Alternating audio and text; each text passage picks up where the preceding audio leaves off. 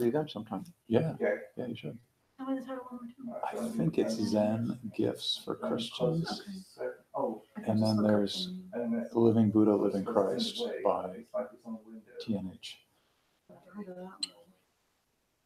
Okay, so I'm at Facebook. All right, we're at There's so many Facebook. when you read stuff, it's just very obvious to me. I see live list. So click. Okay. You know that before Yeah, and Constantinople you showed me the converted to picture. Catholicism, he belonged to a religion that was a fusion of Buddhism and Christianity. Really? What was Yeah. it called? It was called Manichaeism. And they did worship Jesus, but then the most common picture they had was of Jesus as a Buddha. Wow. Manichae. M-A-N-I, yeah, C-H-E-A. Manichaeism. Yeah, Manichaeism, yeah. That's how you say it. I found that out recently. I thought it was so interesting because you always hear about his conversion, but I never imagined that he would have belonged to a Jesus cult before. Well, his conversion is sort We're of sitting over here, dubious. so we're a little more symmetrical. Yeah. When we respond to you, we won't be looking too far to the side. I see the phone microphone, right? Yeah, I always That needs to wondered be what changed. Manichaeism is, and now I know. Now you know. Amazing what you learn. There had to be, Yeah, with Silk Road and everything, there had to be an awful lot of mixing and commerce between all of those developments back then. A lot of And variety. this was in There's a lot of travel, a Constantinople? lot of trade. Hang on. Are y'all ready to do it? Yeah, we have a title. I put the title, hang on, I put the title on the YouTube thing, or we need to put the title on the, on this guy? Y'all need to go on TED Yeah, Talk, yes. and they do all this for you. Okay, so. Right. That's it. And with, Matt, Is it Reverend Matt? no, I did not, no, it's just only, it says in the thing, just the silver microphone. So it's Reverend Matt Laney, Okay. hang on. Rev, He wants me to put Rev. There's Matt. Each and the talk is titled "My Personal Path strain of Christianity Between has Zen some and ordination Christianity." process. Fairly similar, so that they kind of Between cross sin pollinate. and Christianity, My Personal Path Between Zen and Okay. Christianity." There's some schooling and some training and some personal. conferring. Path between. Filters, you know. Zen and. And you're a Presbyterian? United Church of Christ. UNIT. Yeah. Spell Christianity right for me, C-H. CHRISTIANITY. I-A-N-I-T-Y. Make sure I got it, okay. I didn't want to mess up in the word. So you're ordained in the UCC? Yeah. What do they call it? Ordination? Yep. Is there an I after that, after Christ, C-H-R-I-S-T? Christy, yeah, CHRISTIANITY. Christianity. You became a disciple in the old days? You had a rock So go suit? live? No. Ready? You would- Did you do initiation? With Thich Nhat Hanh, or with Inner Being, I did. Okay, we'll get into that. Yeah. Very impressive. I know, I think you said you had Okay. helped lead over at Canada Park. I was a attendant, Got you. Okay, the yeah, previous yeah, site. All right, so The I'm one gonna that's do on the the countdown. corner. Countdown, All Right. right, so hang on, Okay. click the button and I'll count down. quiet on set. 1.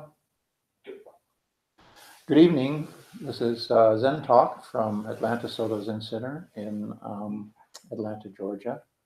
I am your host, Michael Elliston, guiding teacher of the Silent Thunder Order, about 24 affiliates around the USA and in Canada, and the abbot of the Atlanta Soto Zen Center.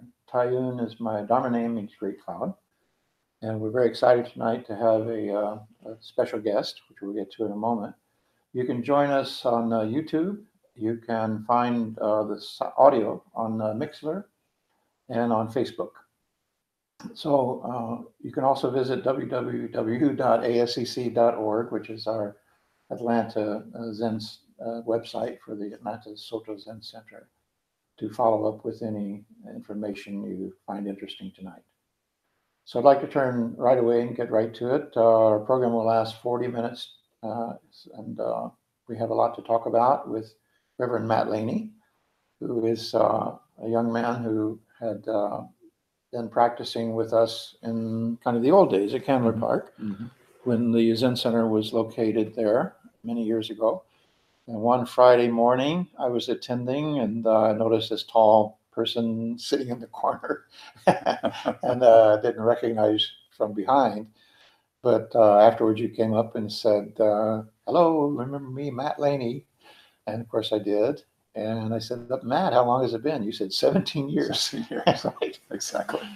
So today we're talking about your personal path between Zen and Christianity, especially in the Bible Belt, but in the United States in general, Judaic and Christian culture. Many people are interested in this. They have this question as to why should they practice Zen? Why would anybody? And why would they continue practicing Zen after a certain point? So it's sort of your, you might say, we would say in Buddhism, your wayfinding story. You know, how you came to be, to confront Zen or find Zen and start practicing meditation some 20 years ago. And the various points of your path between then and now, and how even as you become pastor of the Virginia Highland Church here in Atlanta, after training seminary in Connecticut, so forth. I'm not going to fill in your story. I'd like to ask you to do that. But I think the primary issue tonight in our audience's mind would be, what is it about Zen that attracts a person who is a Christian and, in fact, a Christian minister, a reverend pastor, such as yourself, who's leading a robust congregation of Zen, a Christian congregation. What is it about Zen that you find appealing, or what is it that you find, balances out your path, perhaps between Zen and Christianity? So, with that broad an opening, let me just let you start and tell us. Go back a little bit in time and tell us about how you first got involved and how that evolved for you over time. Great, and thank you for the invitation to be here. It's welcome. A real honor to be part of this program. Well, to go back to the beginning, I have to go back to almost the beginning of my life. When I was 3 or 4 years old, one of my earliest memories as a child is this sort of profound experience of discovery that was actually quite disturbing. And I remember very clearly being in my bed and realizing that I was a person. That, children in the very early years, so from birth until 2, 3, 4 years old, live in this kind of undifferentiated state with their environment. Yeah. They have not individuated. They have not become an individual, right? And so I remember the moment when I became aware that I was individualized or indoctrinated to be an individual, or I discovered I am a separate creature or something like that, where the delusion began, And it was profound and very scary. And I remember my parents trying to comfort me and asking me what was wrong, what happened. And all I could get out was, "I'm a me. I'm a me. I'm a me," over and over again. Yeah. Of course, they didn't. What is that? Of course, you're a me. What else would you be? Go back to sleep. We want to go back to sleep. Kind of a panic attack. Something like that. Yeah. It was something. It was a kind of a breakdown in a way. And I don't really remember what happened after that, but I sort of count that as a dramatic shift or transition. Maybe all kids go through this. I don't know. I've never heard anybody else talk about it. There's some songs, "I Have to Be Me." Right. Well, in a way, I mean, in sort of biblical terms, it would be that crossing the threshold from Eden to something else, where Eden, the mythical beings of Adam and Eve live in this undifferentiated relationship with God and nature, and then So it could be analogy for a loss of innocence, right, or a waking up. Yes, to yes, reality. kind of a negative waking up Yeah. from non-duality to duality. Yes. No more ignorance is bliss. That's right. So in a sense, I think my path in both Christianity and in Zen, and I like to say I'm bilingual in Dharma and Gospel. I don't know if that's true, but I like the way it sounds. And so in some way, my path with both of those has been to sort of reclaim that non-dual original state, original mind that face before I knew I had a face. There's this wonderful story about, I don't know, I read it in a book somewhere, about a child, this mom overhearing their 3-year-old or 4-year-old at the crib of their little baby brother, while the child is just waking up from a nap, and the baby waking up, and the older child, the 3 or 4-year-old, says to the baby, "Can you tell me about God? Because I'm starting to forget." And I really relate to that story in my own experience. That's the closest I've heard to what I experienced at roughly the same age, although I didn't have a baby brother, because I am the baby brother. I am too. I'm the third. We have Intimations of Immortality, right? Mhm. Famous writing. And they say that by the time you're 23, 24, your brain finishes wiring, Right. and you start getting intimations of mortality. Many people come to Zen in their mid-20s. That's when I came to Zen. And that may be part of the reason. Mhm. Dogen, Master Dogen, 13th century China, he was in his mid-20s. Japan, in his mid-20s when he went to China. Matsuoka Roshi was in his mid-20s when he came here, and I was in my mid-20s when I met Matsuoka Roshi. Well, I was 26 when I met you and met the Zen Center. There's a pattern. I see a pattern. I suppose so. I first encountered Zen, and I guess what sometimes is loosely, I think erroneously called Eastern philosophy, I don't really know what that is, through martial arts, because I became a student of martial arts when I was about 13. And What kind? Well, originally Taekwondo, but I've studied Hapkido, Kung Fu, Goshin Jitsu, and so now I'm sort of a mutt, I guess, but mostly Taekwondo. That's what I have my black belt in.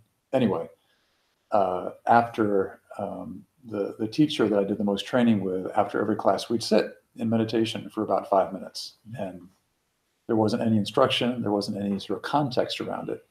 Some people just lay down on the floor because we were so darn tired. Yeah. But it was just kind of a time to relax after a very intense training session. But mostly Zen was kind of an intellectual thing for me. I read a lot of books, and when I was in college, I majored in religion. And then after college, I moved here to work with people that are homeless on the streets with community hospitality. And Sarah, who's here, and I still have that connection. But this was a long time ago. This was 25-ish years ago or something like that. I was 21 years old at the time, right out of college. And on the way to where we worked together with people that are homeless, I would drive by the Zen Center twice a day, coming down McLean, going through Little 5 Points, going down all up and down to Decatur, off down Rocky Ford in Decatur. And every time I drove by there, I thought, I need to go in there. One of these days, I'm going to go in there. One of these days, I wonder what goes on in there. I wonder what goes on in there. One of these days, I'm going to go in there. I wonder what goes on there. For 4 years, twice a day, I'm having this experience. And then I got married and to an amazing woman, and we moved into Oak Point Apartments in Oakdale. And now I'm a block and a half away. Right. Walking by, working somewhere else, going down to the MARTA station. Now I'm walking by the center. Now I figure, okay, I have no excuse. It's like the great attractor. You're being drawn in. Exactly. A tractor beam. And so then I decided, I could just leave the apartment an hour early and go sit and then go.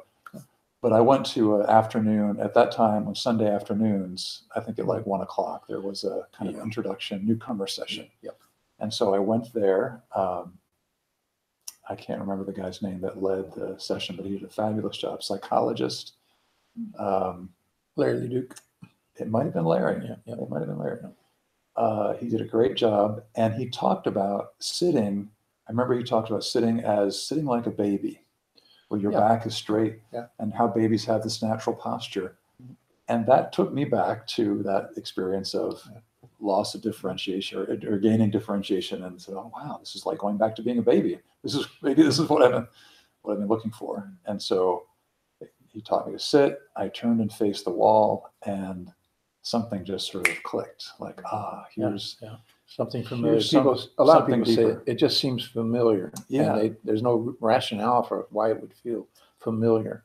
That's right. And in classical Buddhism, we say merit accumulated in past lives, like you used to be a monk or something. It's carrying over. Yeah, But well, it's I think difficult to we- explain. It's difficult to explain. It is. And I think we all hold those moments of sudden stillness from time to time. And this is, kind of an intentional stillness that we practice in Well, Zen. I like your expression of being like you were as a child. We use this refuge in Buddha Dharma Sangha, three treasures of Zen Buddha Dharma Sangha Buddhism. Refuge comes from refugo, refugare, Latin, which means return to. Mm-hmm. So we think of refuge, taking refuge as returning to a natural state, Right. returning to the original mind or returning to the original state. And most of us, I think, can remember when we were children, even as young as 3 and 4, 5 and 6, we didn't have all the concepts, we didn't have all the language, but we were fully conscious, and we had these moments, you might say, of illumination, Mm. where we were totally engaged with reality. We couldn't explain it to mom and dad or anybody. Dreams, sometimes Right. dreams would bring you into that kind of frame of mind. Well, we also didn't even know we were having it No, until we lost it. right. As we are with adults, where things are more complex and And everything also got a box. culture, if you go to speak to your parents about it, even your peers, sometimes it's weird. It's like, we don't talk about that kind of stuff. Yeah, yeah. So you kind of get skewed away from the more, what we might call spiritual Right. kind of concerns in Mhm. life. Mhm. So fast forward a little bit and bring us a little bit more into the future. Don't skip any important points, but perhaps what you were doing in Connecticut and how Mhm. that you were kind of practicing Zen on your own, but you were doing seminary training. Is that correct? Right. I'm not sure what was happening there. Yeah. Well, I went to seminary in Boston, actually. The last church I served was Connecticut. So Okay. that's where the Connecticut piece came in. So I went to seminary in Boston. And when I went to seminary, I didn't know why I was there. I knew I was supposed to be there. I thought maybe I was going to become a teacher, a professor, or a counselor or a chaplain or something and kind of do interfaith work. And part of the training program of seminary, when you're getting a master's of divinity, is to do a kind of a residency, an internship in a church. And you get, you sort of sample all the different aspects of church life. And I was assigned to the church that I didn't want. What made you feel that way? Well, it was a small, dying church that was very conflict-ridden, and there was a lot of infighting, a lot of blaming about why the church was in the state that it was in. I wanted to go to this other, bigger church that was well known for its shepherding of students and so forth. And I had a friend that was there, and that looked pretty good, but I didn't get that. I got assigned to this Mhm. smaller church that was in a big building, but a very small congregation, and really struggling to. And it was a fairly dysfunctional place in many Sounds like ways. the gift of the Magi when the monastery was declining. And Right. Yes, that's right. That's right. And so I went there and did all the minister things in different ways, and I loved it. And I thought, wow, if ministry is this much fun in a church that's this messed up, imagine how good it could be in a church that's even halfway healthy.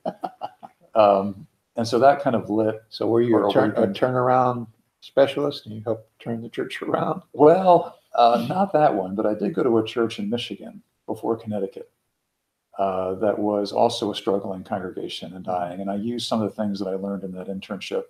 Most of it was what not to do, and some of it what to do, because the pastor at that church where I was an intern was a remarkable person. And he, in many ways, was in the wrong place. And he eventually left and went to a different church and had a very successful ministry at that next place. But in Michigan, the church there was struggling. And so it was kind of a turnaround project to try to revitalize the place. And we did have some success at that. Well, before we jump to the church here, which at Virginia Highland, you said had also been kind of a turnaround situation with your prior pastor, who Yes. was a friend of yours.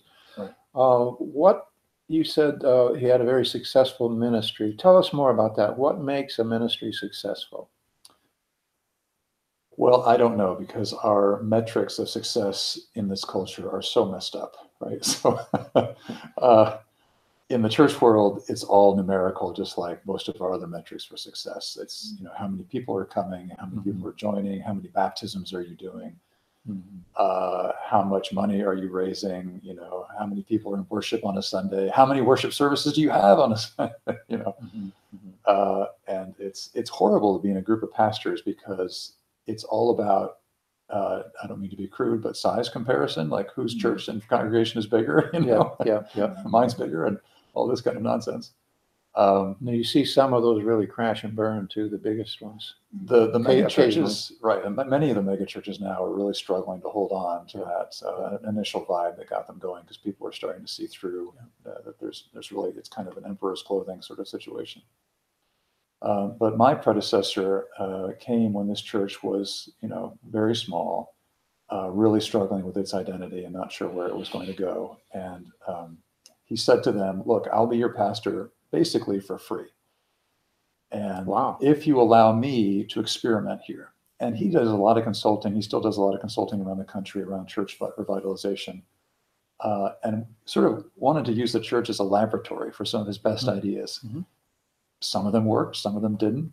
And so when I got there, the church had a lot more energy and hope and optimism, and yes, people numbers. This is the one in Michigan. No, this is the one this here in is the Virginia Highland. Highland, yeah. Right. We're in Atlanta now. We're in Atlanta now. I'm sorry, I thought that's where we went. But yeah, my predecessor at here in Virginia Highland was a guy named Mike Piazza, and really did good ministry in building up that congregation.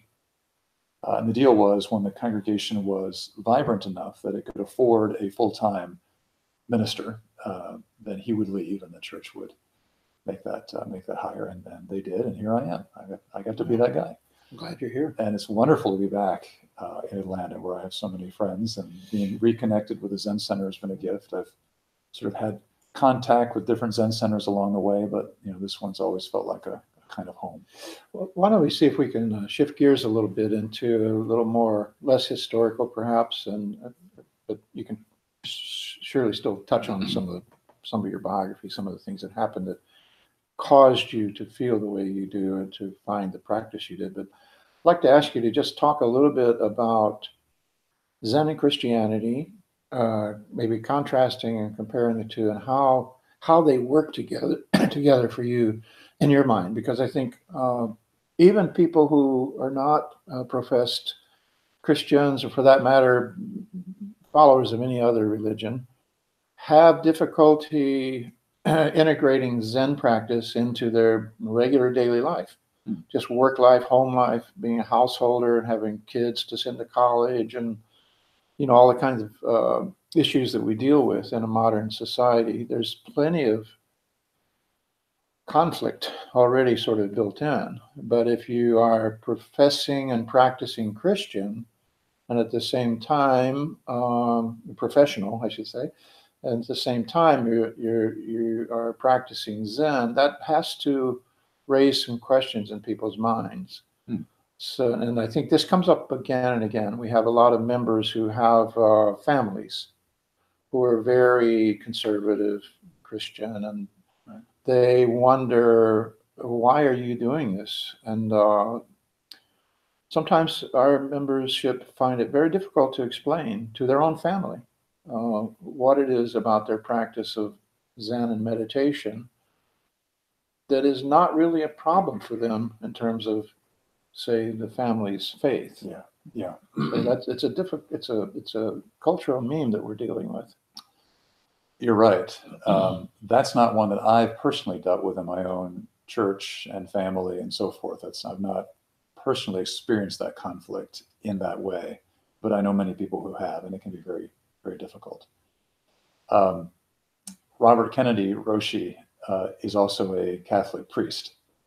And a Jesuit? Well, I think he was a Jesuit. I'm not sure. You might be right about that. Anyway, he was once asked this very question, like, well, how can you be this and that? Yeah. And he said, well, I can do both because they're not compatible or incompatible. They are just what they are. When I serve the Mass, I serve the Mass. When I sit Zazen, I sit Zazen. You know, sort of like I play tennis and I, watch television. They're not necessarily, I'm doing both. Yeah. I'm not doing both at the same time. I'm doing Yeah. one and I'm doing the other. And so there, in some So ways, more action oriented rather than self-identity. yes, I think so. Yeah. Sort of being in rather than separating out of and trying to analyze them and put them together in some other way, in some newfangled way.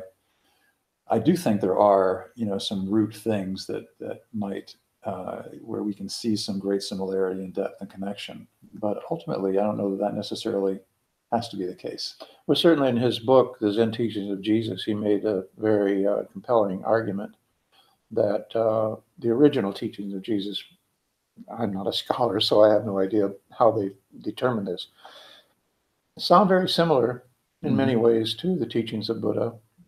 Different milieu, different culture, different language, different, coming out of Hinduism, for instance, in Buddha's case. Mm-hmm. But when it gets down to it, the emphasis on meditation, the emphasis on self-discovery, epiphany, having an insight into what are these teachings about, there seemed to me he drew a lot of parallels there in the Zen teachings of Jesus. Right. But the Dalai Lama said something to the effect that we as Buddhists are not really interested in creating a universal religion. Mm. We're not interested in syncretism where we try to say, well, Christianity and Buddhism are the same. In fact, he said it's like having a flower garden. Do you want all the flowers to be the same? He said the very value and beauty of each system is its distinctness from the others. Yes. But in Buddhism, at least, we feel that there's something fundamental underlying a human being's existence that must be common, between us. And so, if we can set aside the self and set aside our personal opinions and so forth, we may be able to come to the same kind of epiphany or insight Yes. that either Jesus or Buddha came to. But for you personally, what's it like? How would you describe the relationship for you personally between your Zen practice and your ministry? Well, for me, I think they're both driving essentially at the same thing. And that, of course, they take shape in radically different ways in terms of the exteriors and the practices and the forms and the religious structure. By the way, the word religion has the same root of going back. Oh, it does. Yeah, the same Latin word, religare. So it's going back to that early state. So I think both of them have that drive to go back to that early state of undifferentiation. Recover our original. Recover the original nature, soul, the original yeah. self, the original being, and have a kind of direct encounter with reality as it is, ultimate reality, God's reality, God's presence.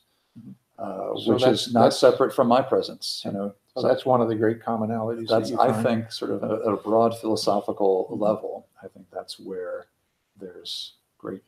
Are there some more like maybe operationally? How do you find Zen fits into your daily practice schedule? How does it support you? And must be demanding.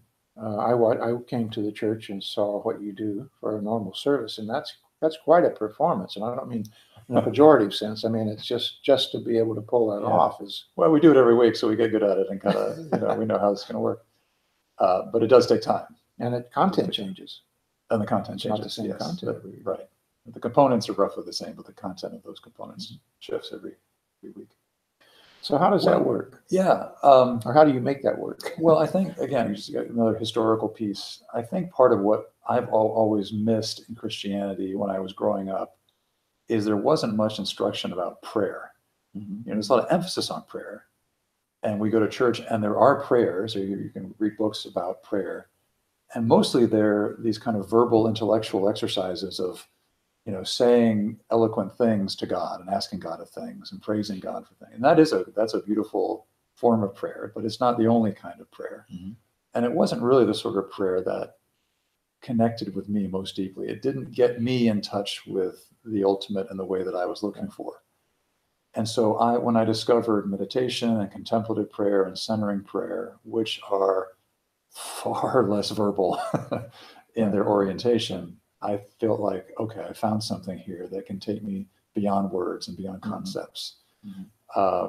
And so Zen still sustains me in that daily of, sitting daily, whether it's for 5 minutes or an hour and a half. That is where I, can become quiet and still and listen more deeply than I can in any other way. Some wags said prayer is asking God questions, and meditation is listening to the answers.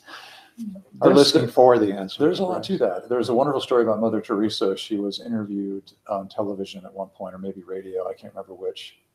And the interviewer asked her, so, when you pray, what do you do? What's going on, And Mother Teresa said, well, I'm listening to God. And the interviewer got very excited, like, oh, well, God is speaking to Mother Teresa. What does God say to Mother Teresa? And so he asked, well, what is God saying to you? And Mother Teresa said, God is listening too. And I just love that. I mean, that I think is something of a descriptor of what goes on in Zen, or what Zen aims to do, is this kind of deep mutual listening between what we might identify as the self and reality and the universe. Well, let's take it back to the self a little bit. Maybe we tend to slide into psychology with this kind of discussion, but there was a early Rinzai teacher named Sokean. He came over with Soen Shaku at the end of the 19th century, 1890s, somewhere in there. I think there was a World Convocation of Religion in Chicago, I believe. And I'm not a historian either, so I may not have my facts right. But Soen Shaku introduced, he was Rinzai, he introduced Buddhism to the West in the context of America for the first time in a religious forum. So then Sokean was one of his students, and he either asked him to stay behind or he came back, and he ended up establishing, I think, what later became the New York Zen Institute. And so he had, most of the people coming to him knew absolutely nothing about Buddhism. Even in the 60s, when I started practicing in Chicago, most of the people coming in didn't know a whole lot about Zen or Buddhism in those days. It was a warning, you might say. But Sokean said, and he was curious about Christianity. Most of his people coming in were Judaic or Jewish or Christian, and they had all these questions, and he was trying to answer. They were naturally comparing, how does it compare to Christianity? How does it compare to Judaism, and so forth. So he said he studied Christianity, read, I don't know if he read the Bible or how he went about studying, but he said, the way he explained it is, he said, Buddha came around 2,500 years ago and taught a kind of wisdom and compassion that required the surrender of the self. He said Jesus came along some 500 years later and taught a kind of divine love that closed the system, as he expressed it, and also required the surrender of the self. So he said the great commonality, one of the great commonalities that he saw between these two great systems is you must surrender to the self to accede to the wisdom of Buddha. You must surrender yourself, the self, to accede to the divine love of Jesus or of Christianity.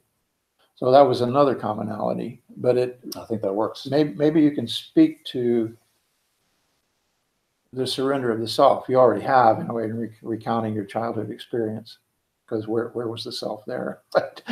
Exactly. Wasn't getting in the way anyway. Yeah. Somehow it got created there. I don't know. And it's been in the way ever since. Still trying to. Welcome to the club. Yes. And it's a paradox, isn't it? Because like so many things, that religion or faith or practice aims to free us from the self or liberate us from this idea or the concept of the self. And yet religion is one of the things that can most calcify the self. Yes. It can most exacerbate the sense of self. Can you tell us more about that? How does it calcify this sense of self? Well, become a pastor and you'll see how, how the opportunities for ego abound. And I think just becoming a religious leader of any kind, and you probably have your own experience of this, Yeah. Yeah. That all of the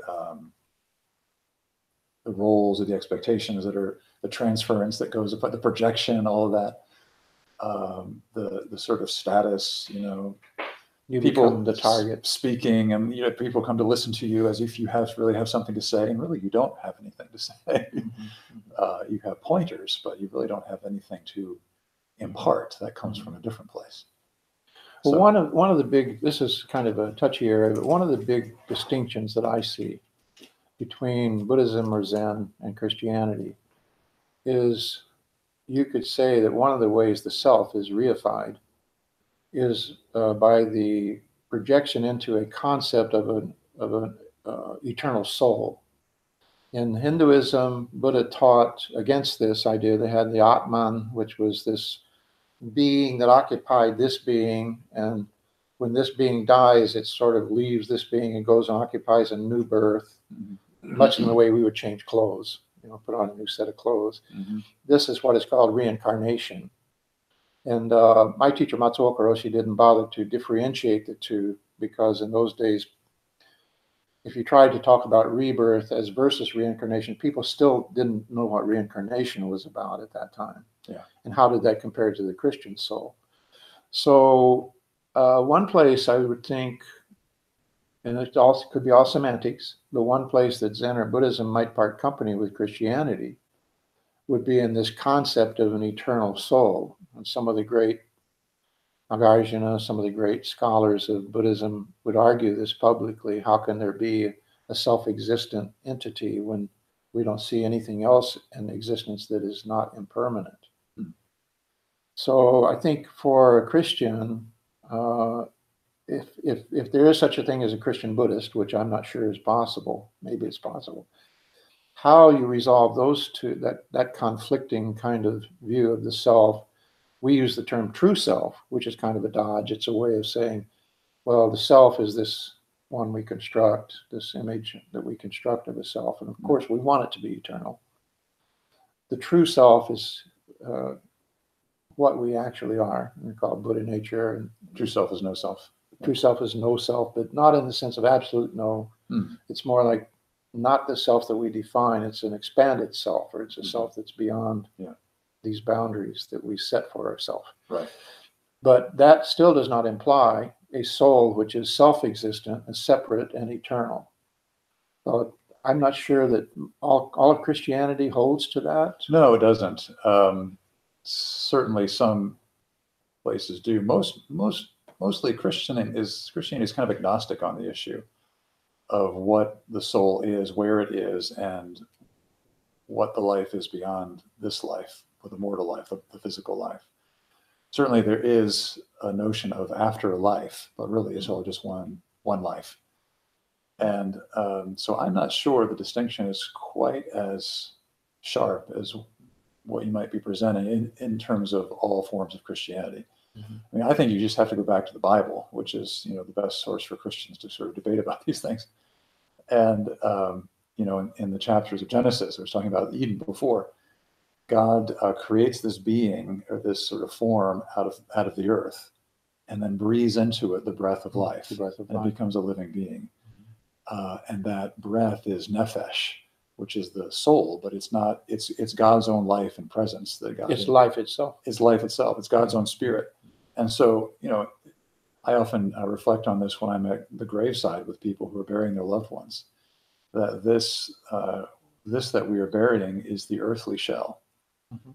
And we are returning it to the earth because that is what it is. It is earth. And that which is of God, that which is of the eternal, that which is of life, the one life, has returned also to its source. And ultimately, they were never separate from the beginning. Yeah. They've just they've gone through this sort of kind of dance, or this sort of illusion. There's a wonderful changing line shapes from the poem Shinsing Ming that you remind me of. It says something like, change appearing to occur in the empty world we call real, only because of our ignorance. Yes. Now, when your loved one dies, that's the kind of change that's very difficult to deny that is real. Yes. But still, in a way, the truth in Zen is a little bit brutal that way. It's like that's true. Grief is real. And you are also going to die. You're impermanent. Yes. Right. So, Yeah. but it seems to be saying the same thing, that life is not just the individual life. Right. This whole generation has to die to allow the next generation to be born, just like the garden has to decay and become compost for the next garden to grow. So the big picture, right? So before we close, I'm going to ask our audience if they have a few questions. We have a few more minutes left. I'd like you to talk about anything we haven't talked about tonight that you feel is important, that you would like the audience to understand about your experience, in particular around Zen and Christianity, that we haven't discussed. Do you want to go to the questions first, or No. Okay. Well, They'll be thinking about the they'll be questions. thinking about questions. They better be good questions. I would just say to anybody who is listening here or watching, if you're a Christian and have longed for a deeper encounter with God or with holy presence, to try meditation. Come here for an orientation. Find a church. Often Catholic and Episcopalian churches are better than we are at the UCC around practices or groups of centering prayer, contemplative prayer, which are so similar to what we're doing here in the Zendo, that I think would be great doorways, pathways into a deeper encounter and going deeper with our own spiritual life and discovering not just who God is, but what it means to be in a relationship with holy presence. And I would also say to those who are more oriented towards Zen and perhaps have Christianity in your background, don't just throw that aside. There's a lot there in your root tradition that can inform your Zen practice and can help feed and strengthen who you are now, as we say now, as a Zen practitioner. Yeah. And one of the things I think that Zen can learn from Christianity is that Christianity has a kind of moral imperative for the way things ought to be in the world. Like, we have this vision going back to this idea of Eden, of the way things are supposed to, what God's vision for humanity and the creation is, and that we're to strive for that and get on board with that and be animated by that. And you don't find that same sort of emphasis in Zen. Zen is much more, the emphasis is much more on being at peace with things as they are. And in Christianity, yes, we should be as peace as they are, and yet things are not as they should be. So there's this kind of duality there that you find that. I would push back on it a little bit, that Buddha was a great reformer. Most of in the history of Buddhism and Zen, China, India, China, Japan, so forth, they were pretty much reformers, and they were socially engaged. But the model in Zen is different. It's if you are not straight yourself, and you go out and try to do good works and good deeds, you may just be the blind leading the blind. You sort of can't have a dog in that. Thich Nhat Hanh, you said you ordained under Thich Nhat Hanh at some point with his group. Another story we could talk next time. Part two. He said, in order to work for world peace, you must be world peace. Peace is every step. You can't have a dog in the hunt. Right. So our model is more, we're here to train people to do the internal work and to get straight with themselves, and then go out and do the good works. It's, from our perspective, it's better than if we in Zen, or myself and personally, were to try to tell people what they should do to do the right thing. It's much better for us to train people to just get clear with themselves, and then they will know what to do. They know the right. So creating armies of people who can do the right thing in the right circumstance. That's why Zen has that emphasis on wisdom and compassion. Wisdom and compassion, balance.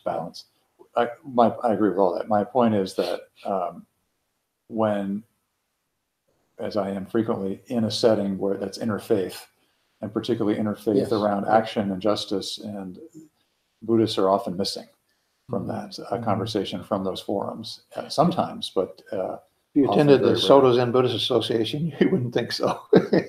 That's right. It's all that stuff. Right. We have a lot of so-called engaged Buddhists. Engaged Yes. Buddhism is a huge piece of And the that's something American. that came online in the American pie. 90s, I want to say. Yeah, but it's a big piece of the American Buddhist or Zen movement. Right. So we have a few minutes left. Let me just ask some of our audience if you have any questions you would like to ask Matt. Yeah, I wanted to ask about your religiosity within Christianity specifically, the sort of like turning points that brought Christianity to the forefront of your life and of your career, and if you had any sort of awakening moments and if Zen played any role in any of that. Yeah, it's a great question. I've had several, many of those moments. Let's see, I think the one was, I guess the first for me was I was about 13 or 14. So that bar mitzvah, bat mitzvah age, there's something that goes on. And I think kids, again, developmentally at that age of, we're moving out of concrete thinking into more expansive thinking. And I had this strong encounter of God's presence, and particularly located in the person of Jesus. And it happened because I happened to be reading a book that kind of led me into that awareness. And I have a book now that I wouldn't recommend to anybody. It was called The Power for Living. And it was this very popular book at the time. And, it was on TV and everybody's, oh, Power for Living, Power for Living. And I was like, well, what is this book? And so I read it as a 13 or 14-year-old. And it had a real strong effect on me.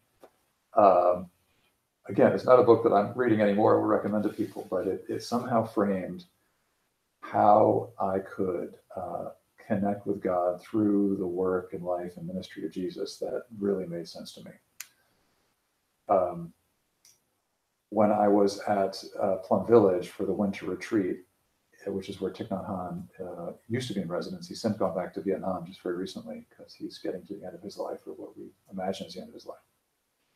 And I was feeling this call to go to seminary. And I wasn't sure if this was just makyo, illusion or distraction or whatever. And I was walking, out doing walking meditation by myself. And I came across this perfectly formed cross as a tree branch on the ground. I still have it. It's about this big. It's broken a couple of times and moves, and I've glued it back together. And I took that as a kind of indicator from the holy, from the universe, from God, that I was literally on the right path, and that in my path was the cross, and that was to be a direct part of my path. And yes, the seminary was in my present and future. Interesting. Any other question? Yes. It kind of brings to mind something that I struggle with a lot. How Christians worship the cross.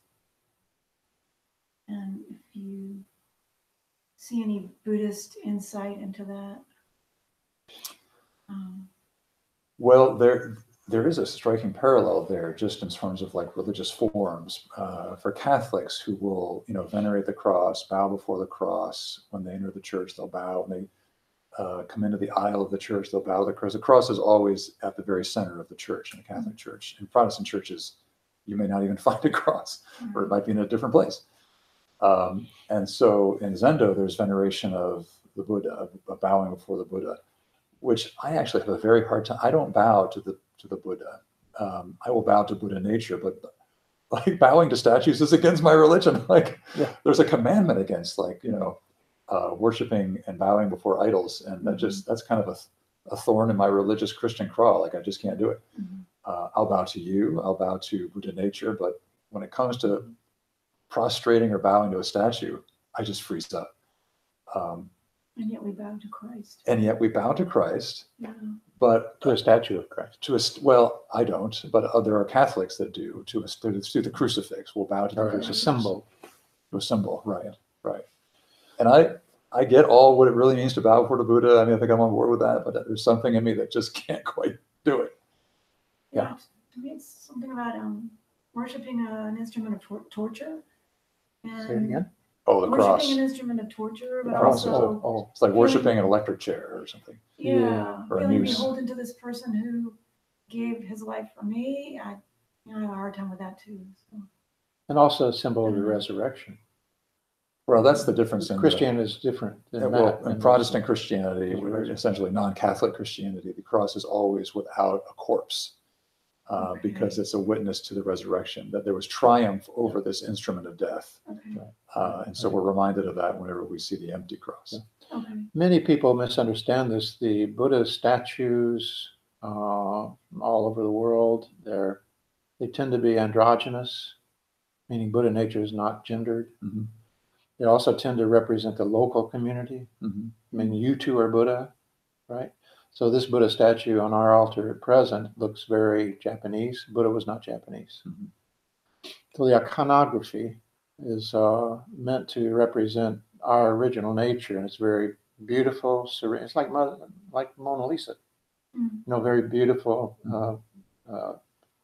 face at rest. And those are the kinds of messages Right. that the iconography in Buddhism is really meant to send. Yeah. And I think I had a little bit of resistance to that too. I was baptized in a Protestant church as a young man, as a young boy. And with the bowing, we bow to each other. Matsuoka Roshi explained it this way. He said, this hand is the self we don't like so much. We're trying to improve or get rid of possibly. The other hand is the self that we aspire to, Buddha nature, Christ nature, whatever, however you would want to define it. Said they're coming together like this means there's no separation of those two. Mm-hmm. So this is what the bow means. It's not a prayer, but it looks like a prayer, so it could be misinterpreted. Yeah. And my understanding of this is just like I'm an amateur musician, I'm an artist, I'm a designer, and I have found that in Zen, as well as all of these other pursuits, repetition, sheer repetition, through repeating the bow, it becomes empty of all of those connotations you associate with it. Mm-hmm. And those connotations are coming from the culture, they're coming from other sources. They're not necessarily yours. They're concepts. Yeah. Yours personally. Sure. Sure. But with enough repetition, after a while, it doesn't mean that anymore. So just like your teacup has been emptied of the tea, if you drink it, then it can be filled back up. Mm-hmm. So then the bow and all of the other gestures that you would associate with, the forms around Buddhism or Christianity for that matter, then they can fill back up with their true meaning. Mm-hmm. I'm pretty sure that in Christianity, all the things that you're taught as to why we do all these things this way and what they mean, as a pastor, you've gone through enough repetition that those sort of provisional or received wisdom meanings have long fallen away. Mm-hmm. And they've become empty maybe for a while, but then they've filled up with a much deeper meaning. Same thing in the rituals and forms around Buddhism. Yeah. Yeah. And I appreciate all that and resonate with all that. Yeah. And yet there's this thing about bowing before a statue that we had a guy. Maybe I got to do it a few more times. A young man showed up in a robe one time over at Cannon Park, and I went home and got my robe. I came back, and he gave a talk. I invited him to give a talk later. He was from the Maizumi lineage, White Plum, and his talk was about the robe. And people had a lot of resistance to it. And I said, unfortunately, it sounds like what you're saying is unless you get a robe, you can't, you're not really genuine, right? You have to get a robe. Right. That's your weight's coming off. And he said, no, I would just like everybody to examine their resistance. So in your case, he would say, I would like you to just examine that resistance. Yes. Do we have any other question? Yeah. Christian background. Mm-hmm. I actually went to seminary for a time, and going back to the Garden of Eden, and God, there's the fruit in the Garden of Eden, and God told Adam, says that the day you eat, you will surely die. Mm-hmm. And so here comes Satan, and Satan says, "Oh no, you won't die, because if you eat of the fruit, you will become just like God, knowing right from wrong." Mm-hmm. So I guess that's duality of it. Yes. And so Adam ate of the fruit, but he didn't die a physical death. And what I was taught that he experienced death, but he became separated from God. Mm-hmm. Because when we die physical death, there is a separation of the body and the soul, what you was talking about, what would go back to God. Yes. And so there's that aspect of, and the way that we become right with God from a Christian's teaching is that we accept the grace of God, which is Christ, or what he did at the cross. And so there's an aspect of Christ as Savior, but there's also the aspect of Lord, where Christ says, I am the vine, you are the branches. He who abides in me and I in him bears much fruit, or apart from me you can do nothing. Right. And then there's what Paul talks about. He says, walk in the Spirit so you don't carry out the desires of the flesh. Mm-hmm. And so I guess my question is, from a Christian standpoint, from Christianity, what makes you right or brings you back is the abiding life, of allowing Christ to be Lord, maybe. I'm just kind of curious, whereas in Zen, we come back to the true self through Zazen. Mm-hmm. So, and maybe you believe something a little differently, or you see things a little differently, but I guess I'm just kind of asking, in Christianity, the work of the Spirit, and then in Zazen, in Zen, seeing Zazen, how those in your life as a pastor, as a Christian, how does that work for you? I guess that's there's a lot there. I don't even know where to start with that one. You've got about 5 minutes. I've got 5 minutes to unpack all that. The Garden of Eden is kind of an operating story for us throughout this conversation, which has been sort of fascinating how that's emerged. And yes, so that is in some ways where the Christian story begins. And Paul talks about Christ as the second Adam, so these sort of like two reflective incarnations of divine presence in Adam and in Christ. And it certainly looks like in Genesis that this whole thing about eating the fruit was sort of a setup. Sort of God was leading them to do it. And it doesn't actually say Satan was the tempter. It's just this snake. That's all. Mm-hmm. Just a snake that could talk and had some ideas, but did lead to this separation, the sense of death, and so forth. And of course, they became, as we understand, mortal. Adam and Eve did die, whereas before we're led to believe they would not have died. But I think death is used as kind of a metaphor there. The whole story I take as metaphorical and not historical, because nobody was there to write it down. So,